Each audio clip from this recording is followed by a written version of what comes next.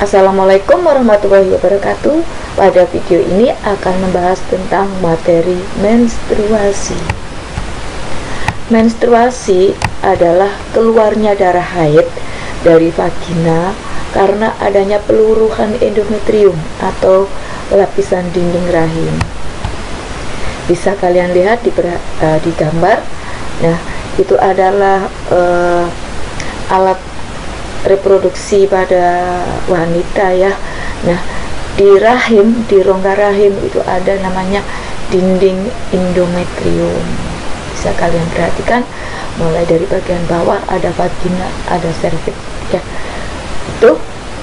Kemudian fase menstruasi itu ada menstruasi, ada praovulasi atau folikuler, ada ovulasi, ada pasca ovulasi atau disebut luteal.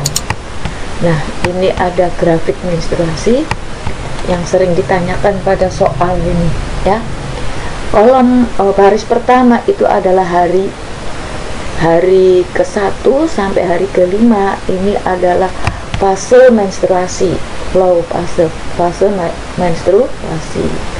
Ini diambil rata-rata ya, bisa kadang-kadang bisa kurang dari 5 hari, bisa dari lebih dari 5 hari, diantaranya 1 hari pertama sampai hari ke-5 itu adalah fase menstruasi.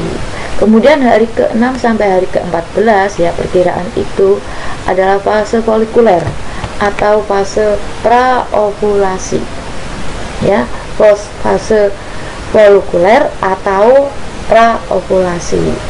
Kemudian hari ke-14 nya ini adalah antara hari ke-14 sampai hari ke-15, ini fase ovulasi.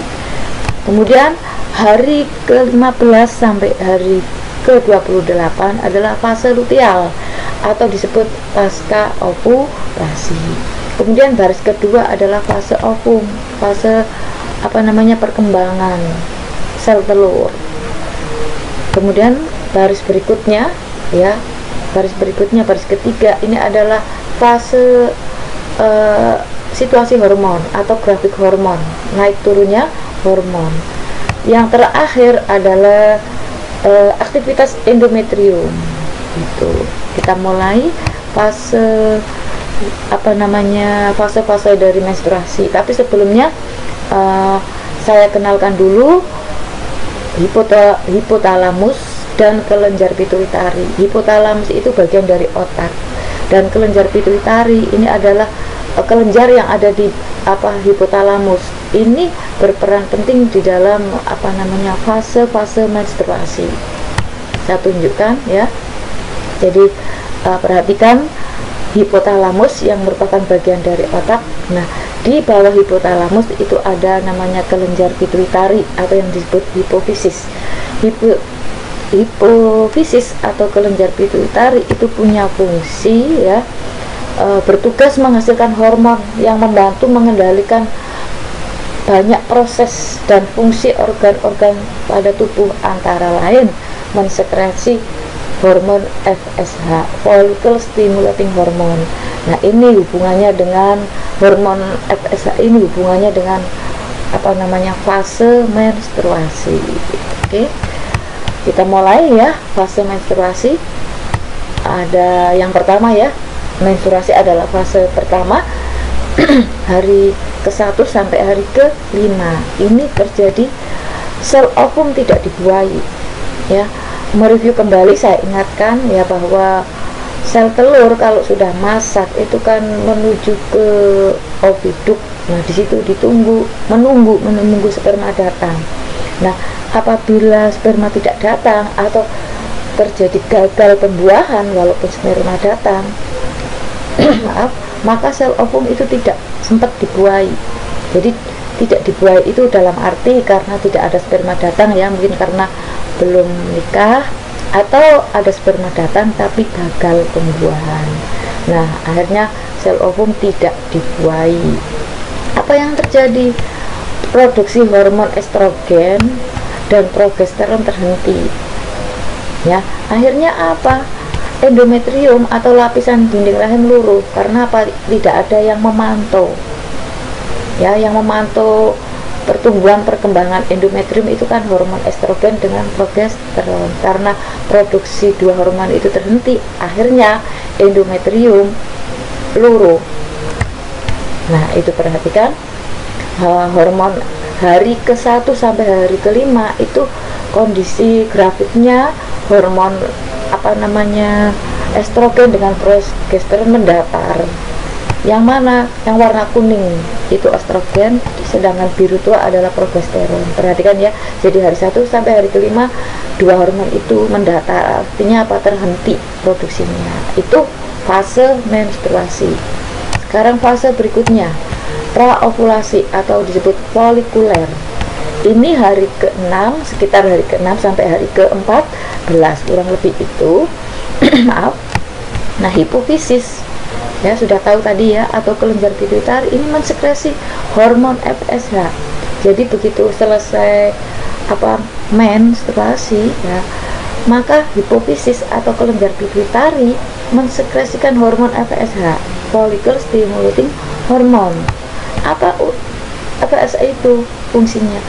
Mengubah folikel primer menjadi folikel sekunder. Kalian tentunya masih ingat bahwa sejak di dalam kandungan itu kan folikel primer sudah terbentuk ya, apabila si makhluk hidup tersebut diciptakan sebagai perempuan ya.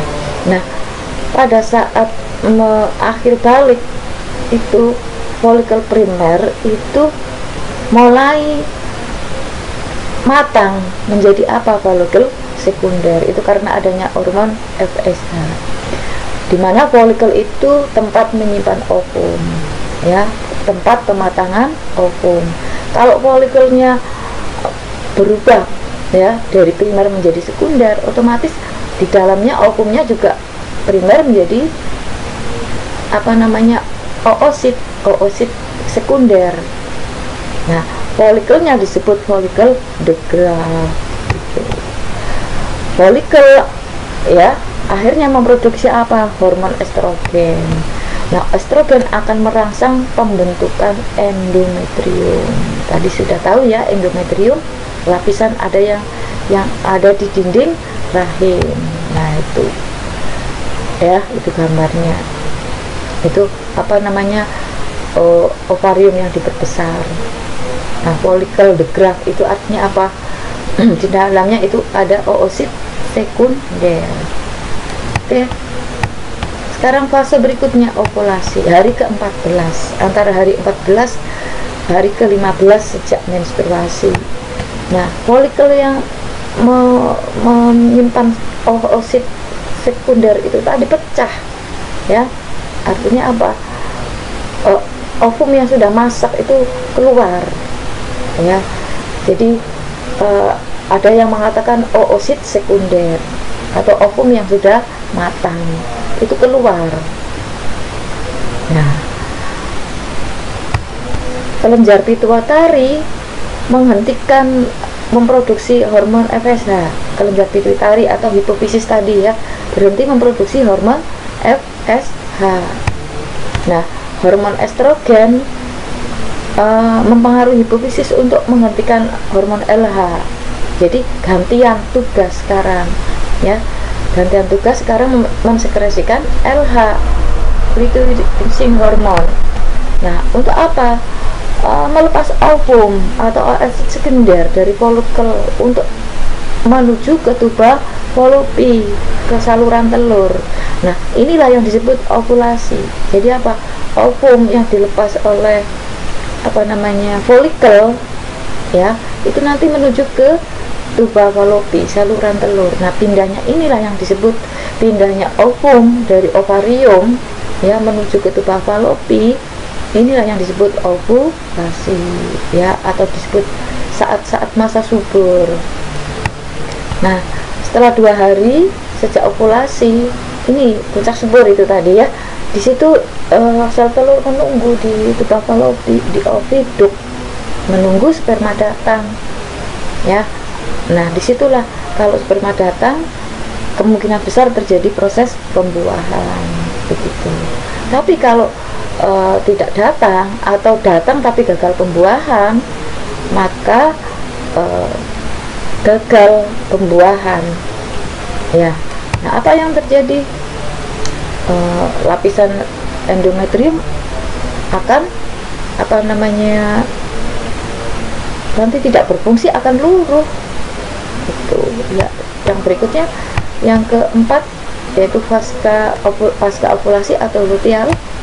Nah, folikel yang kosong itu tadi ya berubah menjadi corpus luteum. Ini yang mempengaruhi mengapa tadi endometrium luruh. Folikel yang kosong itu tadi kan ovum sudah dilepas ya, itu folikel kosong itu menjadi corpus luteum. Nah, LH merangsang corpus luteum itu memproduksi hormon progesteron. Nah, progesteron ini nanti berfungsi mempertebal, membentuk dinding rahim lagi ya, membentuk endometrium lagi. Nah, jika ada pembuahan, endometrium akan dipertahankan, akan semakin tebal. Jadi balik lagi. Nah, sebaliknya tidak terjadi pembuahan, nah maka corpus luteum akan rusak, endometrium akan luruh, terjadilah menstruasi. Itu ya, itu tentang fase-fase menstruasi.